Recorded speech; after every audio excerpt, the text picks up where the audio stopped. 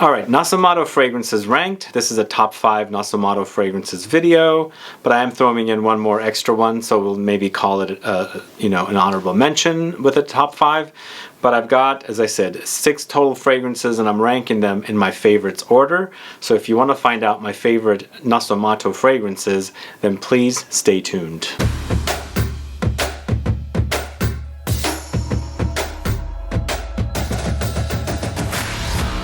Thanks so much for tuning in to Sebastian with Smelling Great Fragrance Reviews. That's right, today we're talking about Nasomatto. How many of you are fans of Nasomatto? Do you like this house? Do you like, their fragrances? Because they're not your traditional sizes.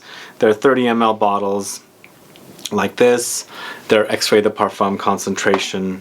They're pretty popular, I think, but I want to know from you guys if you're fans of this house and what your favorite fragrances are. If you can put a comment down and let me know. But we're going to discuss my 6 favorites. Of course, one of them is an honorable mention, and then the remainder is the top 5 list. But before we do all that, if this is your first time tuning into the channel and you still haven't subscribed to this channel, please do click the subscribe button below and also click the bell so you'll be notified for future videos and giveaways.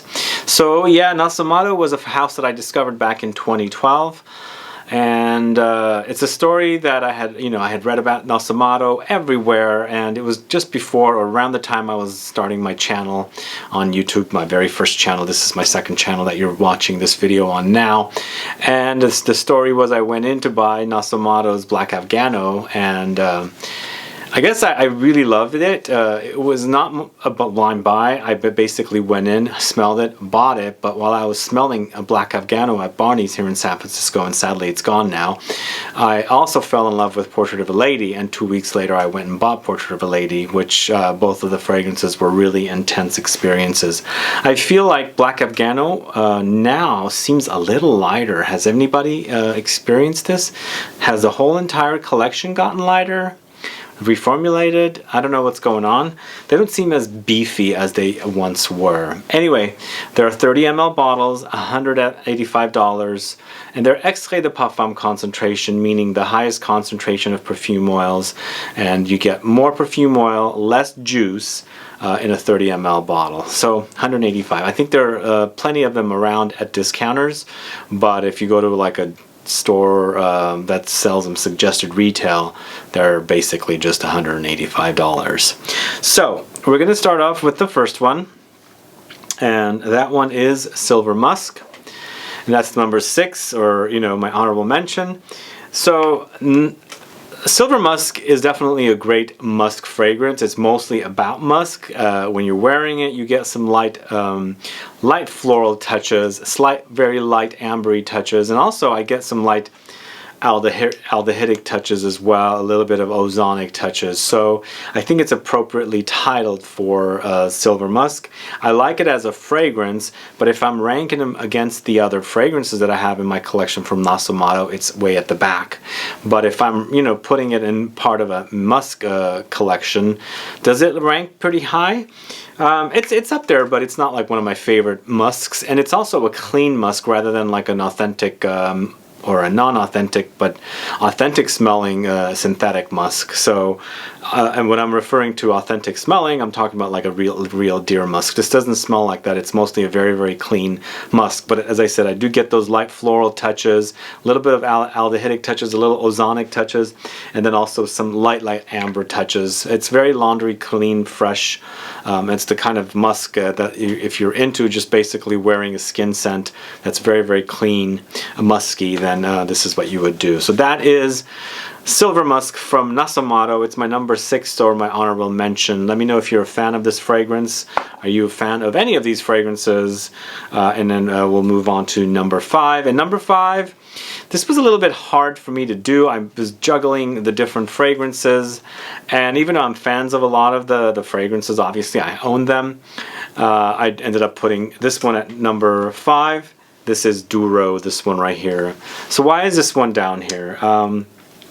I'm going to smell this one once again. I smell so many fragrances, sometimes I forget about the fragrances.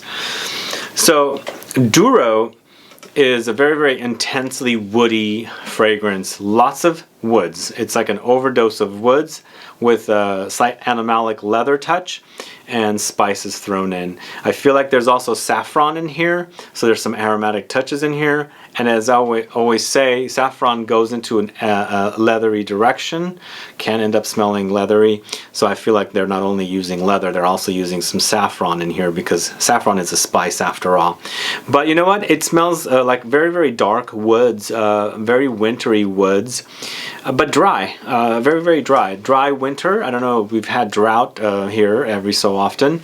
Sometimes in the winter time, you're in the woods and you can smell the dry earth with like some cold dampness out and around. So that's what this fragrance reminds me of. I normally rank this higher, but again, with this collection, I'm ranking it at number 5.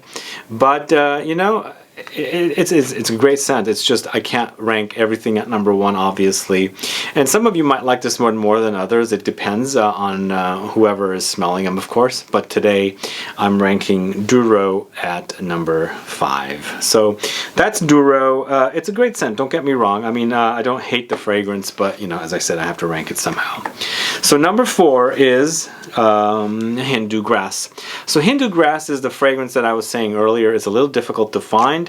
When I bought this, the retailer told me that they're discontinuing it because it's too expensive to make, and this is not a Lucky Scent. And then I looked at Lucky Scent for these fragrances. This is not available at Lucky Scent, so I was wondering what happened. So maybe he was right, I said. But our ZGO Perfumery here in San Francisco sells it, so I don't know if they have a back stock. I don't know what's going on with it, so if you know the answer, let me know.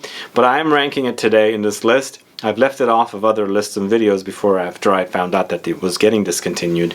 But what this one's all about is patchouli, green notes, grassy notes, and tobacco. So it's for the patchouli lover, but it's for the patchouli lover that likes it on the green side. So if you like the green experience, of course, patchouli is always very green, but it's very, very earthy and woody. So here they're meshing it with green notes and of course the grassy notes, and then they're taking it into a green direction, so giving us a green patchouli. It's not something like Parfums de Nicolai's Patchouli Intense, because that's an ultra green patchouli, but that one I feel like is like a lavender greenness, like you're almost like smelling the green parts of the lavender, not the flower, meshed together with lots of patchouli. So this is a different kind of green patchouli, but it's intense, it's nice. Is it my favorite patchouli? I would rank it up there. In fact, I think the very first time I did a patchouli video with Adalia, if you've caught it, we ranked this pretty high, but around that time I found out that, you know, it was being discontinued or removed because their you know, ingredients are expensive to make. I don't know how true that is either way, but it is a great scent. You do pick up a little bit of the tobacco-ish nuances in this one, but in the end it's all about patchouli, green notes, green grass, and light hints of tobacco. I like it. You know, I like it, but I have other favorites from the house, and that's why this has ended up at number 4. So that is Hindu Grass from the house of Nasomatto. Again, let me know if you know that fragrance. Let me know what you know about that fragrance. Is it discontinued? Is it a rumor? Is it just not selling? That's why it's kind of not, you know, being sold at the stores, because it doesn't sell well. Something is up that I can't figure out. All right, number 3. You might have thought this one would be at number 1, but it's not. This is a Black Afgano at number 3. And why am I putting this here? This is a fragrance I went to buy from Nasomatto.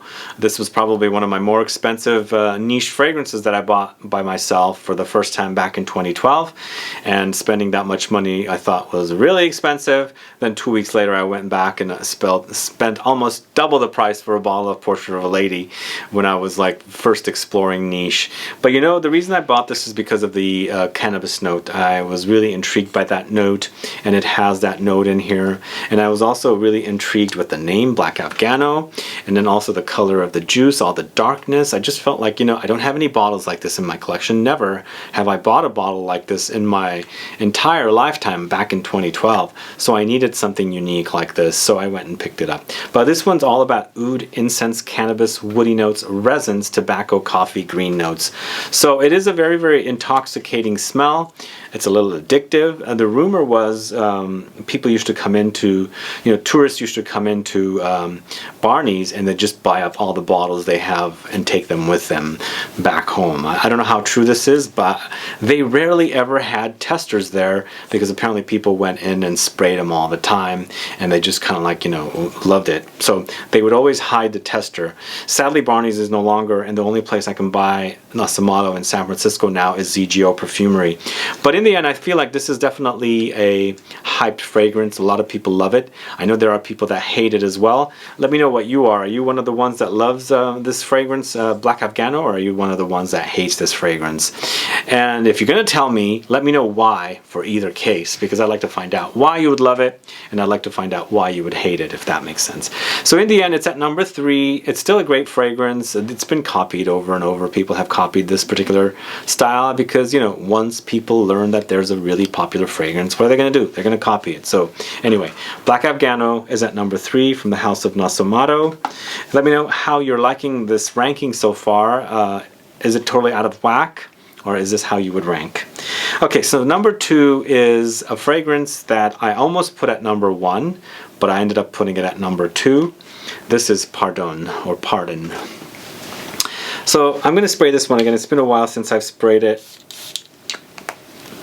So Pardon, I really fell in love after Black Afgano. For some reason, at one point, I always almost thought that Pardon reminded me of a little bit of Heritage from Guerlain. I don't know why it reminded me of that, but the more I wore it, the more it smelled a little different. So in this one, there's oud, there's dark chocolate, sandalwood, tonka bean, cinnamon, magnolia, floral notes. I almost pick up a little bit of like cannabis-like smell in here, smelling more like green cannabis rather than what I get in Black Afgano. There's some greenness in there. I'm not sure where it's coming from, but there's lots of oud, there's lots of dark chocolate, and the sandalwood is really, really beautiful and creamy. In the end, it's really, really sexy.